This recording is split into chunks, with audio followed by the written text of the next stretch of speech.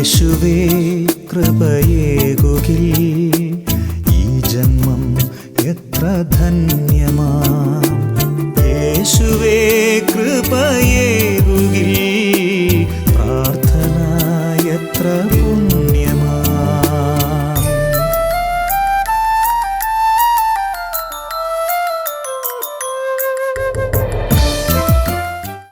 നിത്യസ്തുതിക്കേറ്റവും യോഗ്യമായ പരിശുദ്ധ പരമ ദിവ്യകാരുണ്യത്തിന്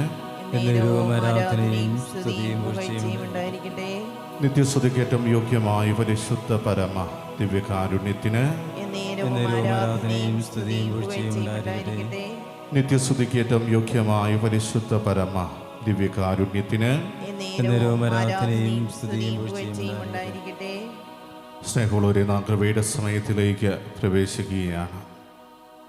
പിതാവായ ദൈവം തൻ്റെ ഏകജാതനിലൂടെ വെളിപ്പെടുത്തിയ ആ മഹാകരുണയെക്കുറിച്ചാണ് നാം ഇപ്പോൾ അനുസ്മരിക്കുക. തൻ്റെ പരസ്യ ജീവിതകാലം മുഴുവൻ പുത്രനായ ദൈവം പരിശ്രമിച്ചത് പിതാവായ ദൈവത്തെ നമുക്ക് വെളിപ്പെടുത്തി തരിക എന്നതായിരുന്നു. പിതാവായ ദൈവത്തിൻ്റെ സ്നേഹം എന്താണെന്നും അവൻ എപ്രകാരമാണ് നമ്മളെ ഓരോരുത്തരെയും കാത്തു പരിപാലിക്കുന്നതെന്നും തൻ്റെ ജീവിതത്തിലൂടെ അവൻ വെളിപ്പെടുത്തി. ഓരോ തവണയും നമ്മുടെ ഓരോരുത്തരെയും മുമ്പിലേക്ക് കടന്നു വന്ന് അവൻ പറഞ്ഞു തന്നത് ആ പിതാവിൻ്റെ സ്നേഹം തന്നെയാണ്. ആ പിതാവിൻ്റെ സ്നേഹം എപ്രകാരമാണ് നാം ഓരോരുത്തരും നമ്മുടെ ജീവിതത്തിലേക്ക് സ്വീകരിക്കേണ്ടതെന്നും തൻ്റെ പ്രബോധനങ്ങളിലൂടെ യേശു നമ്മെ പഠിപ്പിക്കുന്നുണ്ട്. തൻ്റെ പ്രിയ ശിഷ്യന്മാരോടും അതുപോലെ തന്നെ അനുഗമിച്ചവരോടും എപ്പോഴും അവിടത്തേക്ക് പറയാനുണ്ടായിരുന്നത് ആ പിതാവിനെക്കുറിച്ച് തന്നെയായിരുന്നു. പിതാവ് എപ്രകാരമാണ് നമ്മളെ ഓരോരുത്തരെയും കാത്തു പരിപാലിക്കുന്നത്, നമ്മുടെ ഓരോരുത്തരെയും ജീവിതത്തിലേക്ക് കടന്നു വരുന്നത്, നമ്മുടെ വേദനകൾ മനസ്സിലാക്കുന്നത്, നമ്മുടെ കഷ്ടപ്പാടുകളിൽ നമ്മുടെ കൂടെ നിൽക്കുന്നത്, നമുക്ക് താങ്ങായി മാറുന്നത്, അതെല്ലാം തൻ്റെ ജീവിതത്തിലൂടെയും പ്രബോധനങ്ങളിലൂടെയും യേശുനാഥൻ നമ്മെ കാണിച്ചു തന്നു. ഇന്ന് ഈ തിരുമണിക്കൂറിൽ നാം ഓരോരുത്തരുമായിരിക്കുമ്പോൾ ലൂക്കായുടെ സുവിശേഷം 18-ാം അധ്യായം 9 മുതൽ 14 വരെയുള്ള തിരുവചനങ്ങൾ വായിച്ച് നമുക്ക് ധ്യാനിക്കാം. തങ്ങൾ നീതിമാന്മാരാണ് എന്ന ധാരണയിൽ തങ്ങളിൽ തന്നെ ആശ്രയിക്കുകയും മറ്റുള്ളവരെ പുച്ഛിക്കുകയും ചെയ്യുന്നവരോട് അവൻ ഈ ഉപമ പറഞ്ഞു. 2 പേർ പ്രാർത്ഥിക്കാൻ ദേവാലയത്തിലേക്ക് പോയി. ഒരാൾ ഫരിസേയനും മറ്റേയാൾ ചുങ്കക്കാരനും. ഫരിസേയൻ നിന്നുകൊണ്ട് ഇങ്ങനെ പ്രാർത്ഥിച്ചു: ദൈവമേ, ഞാൻ നിനക്ക് നന്ദി പറയുന്നു. എന്തെന്നാൽ ഞാൻ അക്രമികളും നീതിരഹിതരും വ്യഭിചാരികളുമായ മറ്റ് മനുഷ്യരെ പോലെയോ ഈ ചുങ്കക്കാരനെ പോലെയോ അല്ല. ഞാൻ ആഴ്ചയിൽ 2 പ്രാവശ്യം ഉപവസിക്കുന്നു. ഞാൻ സമ്പാദിക്കുന്ന സകലത്തിൻ്റെ ദശാംശം കൊടുക്കുന്നു. ആ ചുങ്കക്കാരനകട്ടെ ദൂരെ നിന്ന് സ്വർഗത്തിലേക്ക് കണ്ണുകൾ ഉയർത്താൻ പോലും ധൈര്യപ്പെടാതെ മാറത്തടിച്ചുകൊണ്ട് ദൈവമേ, പാപിയായി എന്നിൽ കനിയണമേ എന്ന് പ്രാർത്ഥിച്ചു. ഞാൻ നിങ്ങളോട് പറയുന്നു, ഇവൻ ആ ഫരിസേയനേക്കാൾ നീതീകരിക്കപ്പെട്ടവനായ വീട്ടിലേക്ക് മടങ്ങി. എന്തെന്നാൽ തന്നെ ഉയർത്തുന്നവൻ താഴ്ത്തപ്പെടും, തന്നെ താഴ്ത്തുന്നവൻ ഉയർത്തപ്പെടുകയും ചെയ്യും. സ്നേഹമുള്ളവരെ, ഈ തിരുവചനത്തിലൂടെ തന്നെ ദൈവം വളരെ കൃത്യമായിട്ട് നമ്മളെ പഠിപ്പിക്കുകയാണ്. യേശുനാഥൻ ആർക്ക് വേണ്ടിയാണ് ഈ ഉപമ പറഞ്ഞതെന്ന് വളരെ വ്യക്തമായി തന്നെ 1-ാമത്തെ വചനത്തിൽ നമുക്ക് കാണുവാൻ സാധിക്കും. തങ്ങൾ നീതിമാന്മാരാണ് എന്ന ധാരണയിൽ തങ്ങളിൽ തന്നെ ആശ്രയിക്കുകയും മറ്റുള്ളവരെ പുച്ഛിക്കുകയും ചെയ്യുന്നവനോട് അവൻ ഈ ഉപമ പറഞ്ഞു. പ്രിയമുള്ളവരെ, പ്രത്യേകിച്ച് ഈ നോമ്പുകാലം നമ്മളെ തന്നെ വിലയിരുത്താനുള്ള അവസരമാണ് നമ്മുടെ മുമ്പിൽ വച്ചു നീട്ടുക. പ്രത്യേകിച്ചും ഈ നോമ്പുകാലത്ത് നാം ആയിരിക്കുമ്പോൾ നമ്മളിലേക്ക് തന്നെ ഇറങ്ങി വരേണ്ട ഒരവസരം കൂടിയാണ്. വിലയിരുത്തുന്നതോടൊപ്പം തന്നെ നമ്മൾ ഏത് അവസ്ഥയിലാണ് ആയിരിക്കുക, നമ്മുടെ സ്വഭാവ സവിശേഷതകൾ എന്തൊക്കെയാണ്, നമ്മൾ എപ്രകാരമാണ് നമ്മുടെ ജീവിതത്തെ മുന്നോട്ട് കൊണ്ടുപോകുന്നത്, അതെല്ലാം സ്വയം മനസ്സിലാക്കാനുള്ള ഒരു അവസരം കൂടിയാണ് ഈ നോമ്പുകാലം നമ്മുടെ മുമ്പിലേക്ക് നൽകുക. ഇവിടെ യേശുനാഥൻ വളരെ കൃത്യതയോടുകൂടെ പറയുന്നു, തങ്ങൾ നീതിമാന്മാരാണ് എന്ന ധാരണയിൽ തങ്ങളിൽ തന്നെ ആശ്രയിക്കുകയും മറ്റുള്ളവരെ പുച്ഛിക്കുകയും ചെയ്യുന്നവരോട് അവൻ ഈ ഉപമ പറഞ്ഞു എന്ന്. പ്രിയമുള്ളവരെ, പലപ്പോഴും ആത്മീയതയിൽ നമ്മൾ വളരുവാൻ തുടങ്ങുമ്പോൾ സാത്താൻ നമുക്ക് നൽകുന്ന ഒരു പ്രേരണയുണ്ട്, നിനക്കെല്ലാമായി, ഇനി നിനക്ക് ആരുടെയും ആവശ്യമില്ല, നിനക്ക് എന്തും നേരിട്ട് ചോദിക്കാൻ തക്ക യോഗ്യതയുണ്ട്. ആ ഒരു രീതിയിൽ ഒരു ആത്മീയ അഹങ്കാരം പലപ്പോഴും നമ്മളിലേക്ക് കടന്നു വരാറുണ്ട്. അങ്ങനെ വരുമ്പോൾ നമ്മൾ മനസ്സിലാക്കുക, തന്നെ തന്നെ ഉയർത്തുന്നവൻ താഴ്ത്തപ്പെടുകയും തന്നെ തന്നെ താഴ്ത്തുന്നവൻ ഉയർത്തപ്പെടുകയും ചെയ്യുന്നതാണ് സ്വർഗത്തിലെ നീതിയെന്ന്. ഇവിടെ ദൈവം നമ്മുടെ ജീവിതത്തിൽ എന്തെങ്കിലും കൃപകൾ തന്നാൽ, എന്തെങ്കിലും അനുഗ്രഹങ്ങൾ തന്നാൽ, അതിന് എപ്പോഴും നമ്മൾ എന്താണ് ചെയ്യേണ്ടത്? ദൈവത്തിൻ്റെ മുമ്പിൽ നന്ദിയുള്ളവരായിരിക്കുക. ഒരിക്കലും അഹങ്കാരത്തിൻ്റെ പാത സ്വീകരിക്കാതിരിക്കുക. നമ്മുടെ ജീവിതത്തിലേക്ക് അഹങ്കാരം എപ്പോൾ കടന്നു വരുന്നുവോ, എപ്പോൾ വളർന്നു തുടങ്ങുന്നുവോ, ആ നിമിഷം മുതൽ ദൈവം നമ്മുടെ ജീവിതത്തിൽ നിന്ന് അകന്നു തുടങ്ങുകയാണെന്ന് തിരിച്ചറിയുക. അഹങ്കാരം വളർന്നു വരുമ്പോൾ തീർച്ചയായും നമ്മളിൽ നിന്നും ഇല്ലാതാകുന്നത് ദൈവമായിരിക്കും. അതുകൊണ്ട് നമ്മൾ ഒരിക്കലും അഹങ്കരിക്കാൻ പാടില്ല. കർത്താവിൻ്റെ സന്നിധിയിൽ എപ്പോഴും എളിമയോടുകൂടി ആയിരിക്കുവാനാണ് ഈ ഒരു ഉപമയും നമ്മളോട് പറഞ്ഞു തരിക. ഇവിടെ ഫരിസേയൻ ദേവാലയത്തിലേക്ക് കടന്നു വരുന്നു. അവൻ പ്രാർത്ഥിക്കുന്ന ശൈലി നമുക്ക് കാണുവാൻ സാധിക്കും. അവൻ എന്താണ് ചെയ്തുകൊണ്ടിരിക്കുന്നത്? അവൻ തന്നെ തന്നെ മറ്റുള്ളവരെക്കാൾ ഒരു ഉയർന്ന തലത്തിലേക്ക് കൊണ്ടുവരികയാണ്. ദൈവത്തിൻ്റെ മുമ്പിൽ അവൻ പ്രാർത്ഥിക്കുന്നത് എന്താണ്? ആദ്യമേ, ദൈവമേ, ഞാൻ നിനക്ക് നന്ദി പറയുന്നു. വളരെ നല്ല കാര്യമാണ്. നന്ദി പറയുന്ന ഒരു പ്രാർത്ഥനയാണ് നാം ഓരോരുത്തരും സ്വീകരിക്കേണ്ടത്. പക്ഷേ ആ നന്ദി പറച്ചിൽ വേറൊരു തലത്തിലേക്ക് മാറിക്കഴിഞ്ഞാൽ, പ്രിയമുള്ളവരെ, അത് തെറ്റായ ഒരു നന്ദി പറച്ചിലായിട്ട് മാറും. ഇവിടെ ഫരിസേയൻ പറയുന്നു, ദൈവമേ, ഞാൻ നിനക്ക് നന്ദി പറയുന്നു, എന്തെന്നാൽ ഞാൻ അക്രമികളും നീതിരഹിതരും വ്യഭിചാരികളുമായ മറ്റു മനുഷ്യരെ പോലെയോ ഈ ചുങ്കക്കാരനെ പോലെയോ അല്ല. അതിനാലാണ് നന്ദി പറയുന്നത്. അവിടെ ഒരു ആത്മീയ അഹങ്കാരം ആ മനുഷ്യൻ്റെ വാക്കുകളിൽ നമുക്ക് കാണുവാൻ സാധിക്കും. തൻ്റെ ആത്മീയതയെ മറ്റുള്ളവരെക്കാൾ ഉയർന്നതാണെന്ന് എടുത്തു കാണിക്കുകയാണ്. പ്രിയമുള്ളവരെ, നമ്മൾ ഏത് അവസ്ഥയിലാണെങ്കിലും അത് മനസ്സിലാക്കുന്നവനാണ് നമ്മുടെ ദൈവം എന്ന് തിരിച്ചറിയുക. നീ ആത്മീയമായി വളർന്ന ഒരു വ്യക്തിയാണോ? നിന്നെ മനസ്സിലാക്കുന്നതിനാണ് നിൻ്റെ ദൈവം. നിനക്ക് ആത്മീയതയിൽ വളരുവാൻ സഹായം ആവശ്യമുണ്ടോ? അതും അറിയുന്നവനാണ്. നിനക്ക് ഒട്ടും ആത്മീയതയില്ലേ? അതും തിരിച്ചറിയുന്നവനാണ് നമ്മുടെ ദൈവം. അവിടെ ദൈവത്തിൻ്റെ മുമ്പിൽ നമ്മളെ തന്നെ വലുതാക്കി കാണിക്കേണ്ട യാതൊരു ആവശ്യവുമില്ല. നമ്മളെ തിരിച്ചറിയുന്ന, നമ്മളെ കണ്ടുകൊണ്ടിരിക്കുന്ന അവന് നമ്മളെ കൃത്യമായിട്ട് മനസ്സിലാക്കുവാൻ സാധിക്കും. ഇവിടെ അദ്ദേഹം മറ്റുള്ളവരെ കമ്പയർ ചെയ്തുകൊണ്ട് തന്നെ തന്നെ ഉയർത്തുവാനാണ് ശ്രമിക്കുക. പ്രിയമുള്ളവരെ, ആ ഒരു രീതി നമ്മൾ പിന്തുടർന്നു കഴിഞ്ഞാൽ തീർച്ചയായും നമ്മുടെ ജീവിതത്തിൽ നമ്മൾ വീഴ്ചയിലേക്ക് പോകാനുള്ള സാധ്യതകൾ വളരെ ഏറെയാണ്. കർത്താവിൻ്റെ സന്നിധിയിൽ നാം ചെയ്യേണ്ടത് എളിമയോടുകൂടെ നമ്മളെ കർത്താവിന് കാണിച്ചു കൊടുക്കുക എന്നുള്ളതാണ്.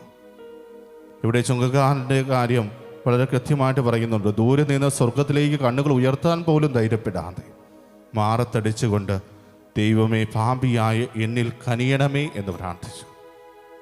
ചുങ്കക്കാരനറിയാൻ തൻ്റെ അവസ്ഥ എന്താണ്. താൻ പാപം ചെയ്ത ഒരു വ്യക്തിയാണ്, പാപാവസ്ഥയിൽ കഴിയുന്ന ഒരു വ്യക്തിയാണ്. എന്നെ സംബന്ധിച്ച് ഒരിക്കലും ആ സ്വർഗത്തിലേക്ക് കണ്ണുകൾ ഉയർത്താൻ പോലുമുള്ള യോഗ്യതയില്ല എന്ന തിരിച്ചറിവിൽ അദ്ദേഹം കണ്ണുകൾ താഴ്ത്തി മാറത്തടിച്ചുകൊണ്ട് പറയാണ്, ദൈവമേ, ഞാൻ പാപിയാണ്, എന്നിൽ കനിയണമേ. പ്രിയമുള്ളവരെ, നമ്മളെ തന്നെ മനസ്സിലാക്കിയുള്ള ഒരു പ്രാർത്ഥന, നമ്മളെ തന്നെ ദൈവത്തിൻ്റെ മുമ്പിൽ എളിമപ്പെടുത്തിക്കൊണ്ടുള്ള ഒരു പ്രാർത്ഥന, തീർച്ചയായും അത് ദൈവത്തിന് സ്വീകാര്യമായ ഒരു പ്രാർത്ഥനയാണ്. നമ്മളെ തിരിച്ചറിയുന്ന കർത്താവ് നമുക്കവിടെ അനുഗ്രഹം വർഷിക്കും. ഇവിടെ ഫരിസേയനേക്കാൾ നീതിവൽക്കരിക്കപ്പെട്ടവനായിട്ട് തിരികെ പോകുന്നതും അതുകൊണ്ട് ചുങ്കക്കാരൻ തന്നെയാണ്.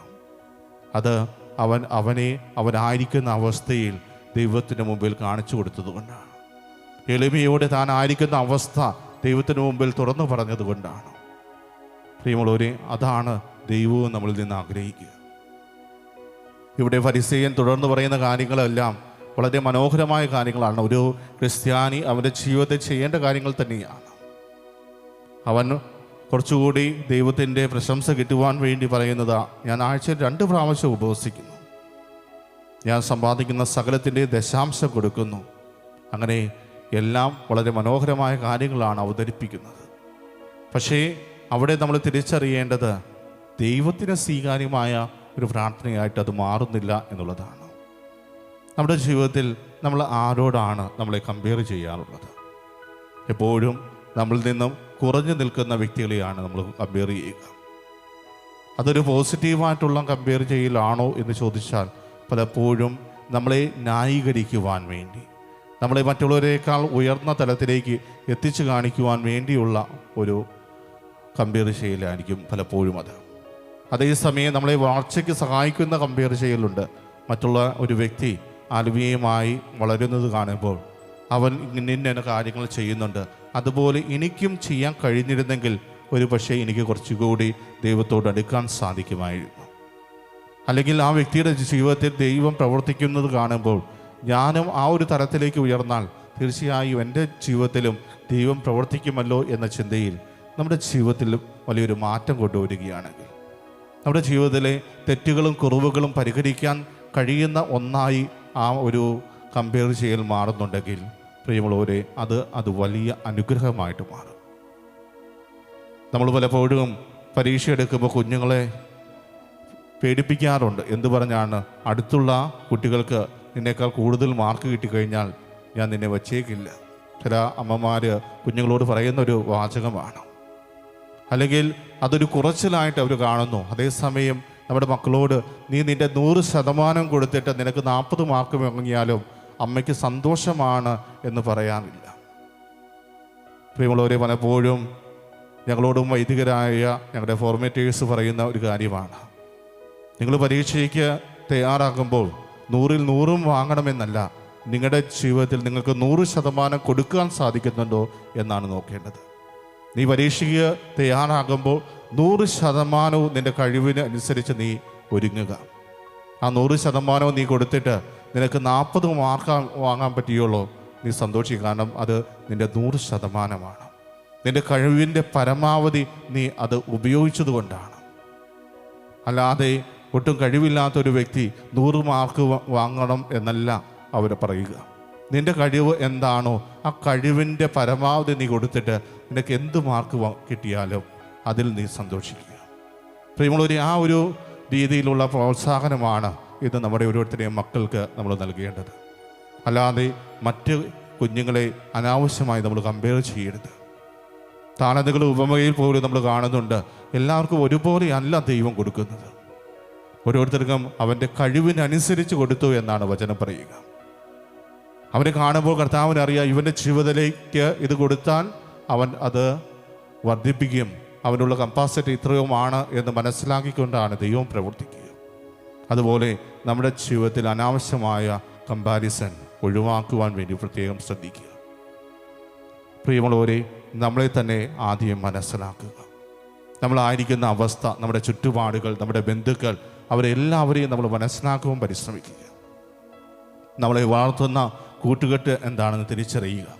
നമ്മളെ താഴ്ത്തുന്നവരുണ്ടാകാം, നമ്മളെ പ്രോത്സാഹിപ്പിച്ച് വളർത്തുന്നവരുണ്ടാകാം. അത് ആരൊക്കെയാണെന്ന് തിരിച്ചറിയുക. പ്രിയമുള്ളവരെ, അനാവശ്യമായ കമ്പാരിസൺ നമ്മുടെ ജീവിതത്തെ പൂർണ്ണമായും അവോയ്ഡ് ചെയ്യുക.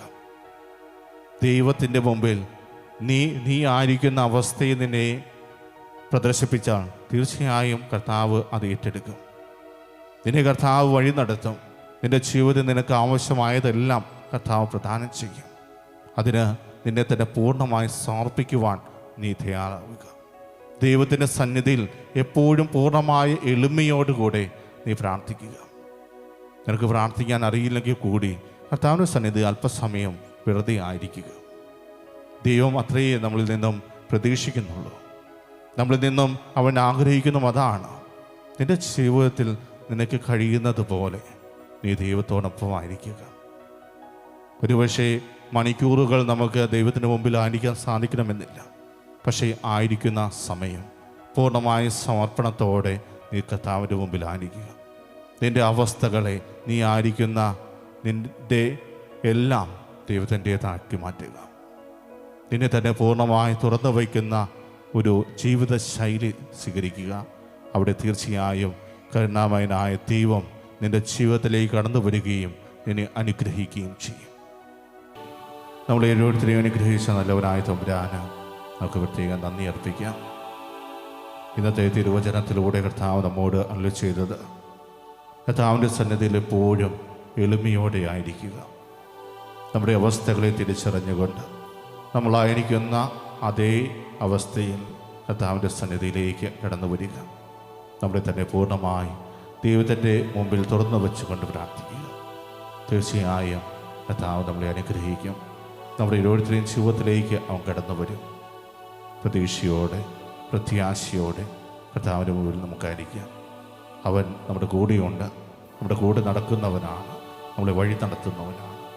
ആ കർത്താവിൽ നമ്മളെ തന്നെ പൂർണ്ണമായി ശരണം വെച്ചുകൊണ്ട് കർത്താവിൽ പൂർണ്ണമായി ആശ്രയിച്ചുകൊണ്ട് നമ്മുടെ ജീവിതത്തെ നമുക്ക് മുന്നോട്ട് കൊണ്ടുപോകാം. തീർച്ചയായും കർത്താവ് നമ്മളെ ഓരോരുത്തരെയും സമൃദ്ധമായിട്ട് അനുഗ്രഹിക്കും. ആ ഒരു വിശ്വാസത്തോടെ നമുക്ക് അവിടുത്തെ ആശീർവാദം ഏറ്റുവാങ്ങാം.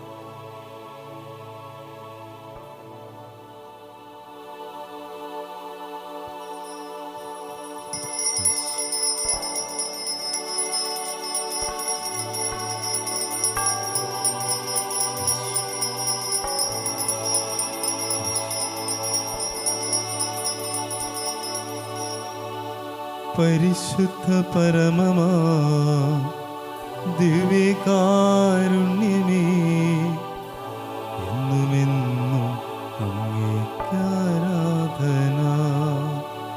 പരിശുദ്ധ പരമമാ ദിവ്യകാരുണ്യമേ,